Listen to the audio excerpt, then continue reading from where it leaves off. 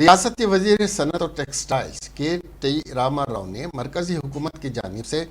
Textile industry خصوصاً handloom sector پر جی S T کو 5% سے بڑھا کر 12% کرنے کے فیصلے کی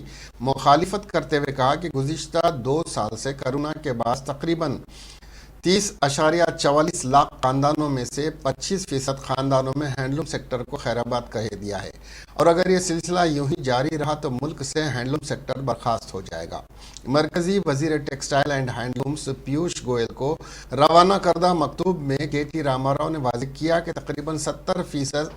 S T, S C, B C اور O B C handloom sector سے وابستہ ہیں، جس میں 72% خواتین خدمات انجام دیتی ہیں۔ کے ٹی راما راؤ نے مرکزی حکومت سے مطالبہ کیا کہ فوری اپنے فیصلے سے دستبرداری اختیار کرتے ہوئے جی ایس ٹی میں مزید کمی کا فیصلہ لیں۔ کے ٹی راما راؤ نے بتایا کہ ملک بھر میں زراعت کے بعد ہینڈلوم ہی ایسا شعبہ ہے جس سے ہندوستان کی اکثریت وابستہ ہے، جس کے باعث ملک کی معیشت مستحکم ہوتی ہے۔ ہینڈلوم کا نہ صرف ملک میں استعمال ہوتا ہے بلکہ عالمی سطح پر ہندوستانی ہینڈلوم کی زبردست پذیرائی ہوتی ہے۔